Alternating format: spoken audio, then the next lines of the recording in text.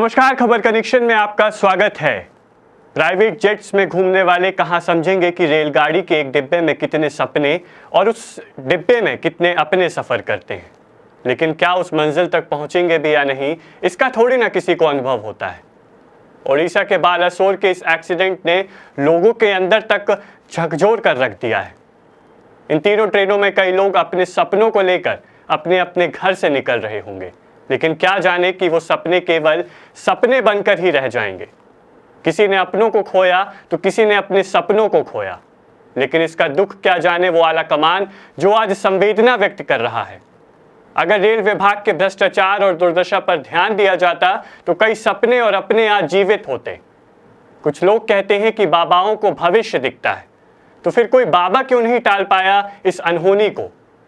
दरअसल लोग गलत कहते हैं कि धीरेन्द्र शास्त्री यानी बागेश्वर बाबा को भविष्य दिखता है, लेकिन यह पूरी तरीके से झूठ है। अगर उनको भविष्य दिखता ही था तो क्यों उन्होंने इन लोगों को नहीं बचाया।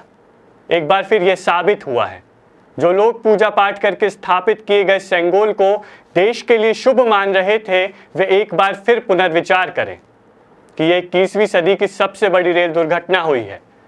किसी देश का सभ्य और विकसित होना वहां मानव जीवन के कीमती या होने या ना होने को तय करता है। बोलने से हर कोई विश्व गुरु नहीं हो जाता है। इस भीषण रेल दुर्घटना में जितने लोगों की जानें गई हैं, उन सब के जिम्मेदार जितनी मोदी सरकार है, उससे कहीं ज्यादा इस पूरे मामले की जिम्मेदार प्रतिष्ठित चैनलों के प्रतिष्ठित एंकर्स भी हैं। अगर ये प्रतिष्ठित चैनल के प्रतिष्ठित एंकर सरकार से सवाल करते रहते और जनता के मुद्दे उठाते तो आज इतने लोगों की जानें नहीं जाती। अगर कवच की तकनीकी पहलुओं की जांच पड़ताल की होती, सरकार से 2-4 सवाल किए होते तो आज ये दुर्घटना नहीं होती। वंदे भारत ट्रेन कुछ नहीं, एक गुमराह करने का एक ड्रामा है।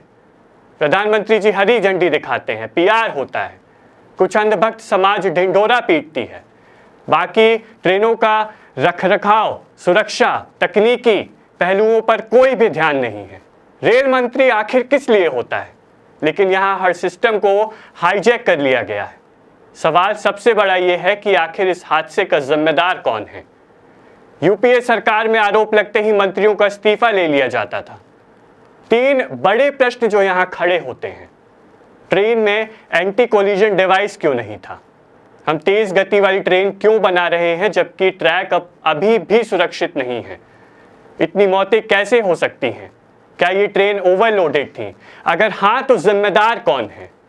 मोदी सरकार के बीते 9 सालों में 8 रेल हादसे हुए हैं, जिसमें कुल 586 लोगों की मौत हुई है और फिर 1200 से अधिक लोग घायल हुए हैं। इन घायलों के लिए ढेर सारी योजनाएं आती हैं और उस पर करोड़ों रुपए खर्च कर उसका प्रचार होता है। मीडिया उसे मास्टर स्ट्रोक बताता है और ये चक्र निरंतर चलता रहता है।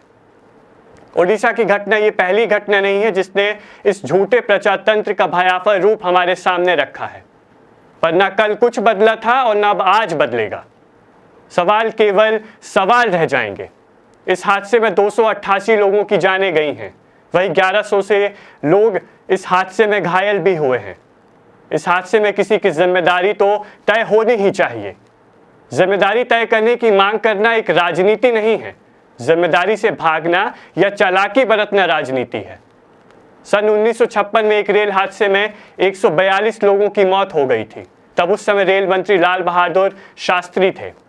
उन्होंने इस पूरा घटने की जिम्मेदारी लेते हुए अपने पद से एक नैतिक रूप से इस्तीफा दे दिया था। सन 2011-12 में बिहार में सीएम नीतीश कुमार जब रेल मंत्री थे, तब एक हादसे में 290 लोगों की मौत हुई थी। नीतीश कुमार ने नैतिक जिम्मेदारी लेते हुए अपने पद से इस्तीफा सौंप दिया। 2011-12 में जब ममता बनर्जी रेल मंत्री थी तो एंटी कोलिजन सिस्टम लेकर आई थी। मोदी सरकार ने सत्ता में आते ही इसका नाम बदलकर कवच रख दिया। 9 वर्ष के कार्यकाल में कुल 68,043 किलोमीटर रेलवे लाइन में से 1445 किलोमीटर यानी मात्र 2% पर ही कथित कवच लग पाया है। अब कहीं मोदी सरकार और उनके शुभचिंतक ऐसा न कह दें कि हमारे इस कवच की वजह से इन लोगों को बचा लिया, नहीं तो हजारों और मरते। जैसा कि कोरोना काल में कहा था कि हमने बचा लिया, नहीं तो लाखों और मरते। इस हादसे के बाद भारत की ट्रेनों की सुरक्षा पर सवाल उठ रहे हैं। इसके साथ ही सवाल है कि क्या तकनीकी मदद से इस तरह के हादसों को टाला जा सकता है। इन सब के बीच कवच सिस्टम की भी चर्चा हो रही है, जिसे भारत में सुरक्षित ट्रेन संचालन की दिशा में एक बड़ा कदम बताया जा रहा था। मार्च 2022 में केंद्रीय रेल मंत्री अश्विनी वैष्णव की मौजूदगी में इसका सफल ट्रायल हुआ था। क्या बालासोर लाइन पर कवच सिस्टम लगा था? आपको बता दें कि नहीं। रेलवे की प्रवक्ता अमिताभ शर्मा ने इस बात की खुद पुष्टि की थी। ANI को उन्होंने बताया था कि इस रूट पर कवच सिस्टम नहीं लगा था। इस हादसे के पीछे असल वजह अभी तक साफ नहीं हो सकी है, लेकिन रेल मंत्री अश्विनी वैष्णव ने बताया कि इलेक्ट्रॉनिक इंटरलॉकिंग में हुए बदलाव की वजह से यह हादसा हुआ। बीते 15 साल में भारतीय रेल में 10 रेल मंत्री बदले गए हैं, लेकिन रेलवे में हादसों की तस्वीर नहीं बदली है। रेल मंत्री से लेकर अधिकारी तक अक्सर हादसों को लेकर जीरो टॉलरेंस की बात करते हैं। पिछले 2 दशकों से रेलवे में हादसों को रोकने के लिए कई तकनीक पर विचार जरूर हुआ है, लेकिन आज भी एक ऐसी तकनीक का इंतजार है जो रेलवे की तस्वीर बदल सके। कवच एक स्वदेशी तकनीक है और दावा किया गया था कि इस तकनीक को भारतीय रेल के सभी व्यस्त रूट पर लगाया जाएगा ताकि रेल हादसों को रोका जा सके। यह एक तरीके का डिवाइस है जो ट्रेन में इंजन के अलावा रेलवे के रूट पर भी लगाई जाती है। इससे 2 ट्रेनों के एक ही ट्रैक पर एक दूसरे के करीब आने पर ट्रेन सिग्नल, इंडिकेटर और अलार्म के जरिए ट्रेन के पायलट को इसकी सूचना मिल जाती है।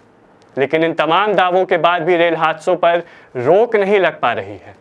यही नहीं, रेल मंत्री के दावे के बावजूद शुक्रवार की शाम को ओडिशा में भारतीय रेल के इतिहास में बड़े हादसों में से एक हादसा हो गया।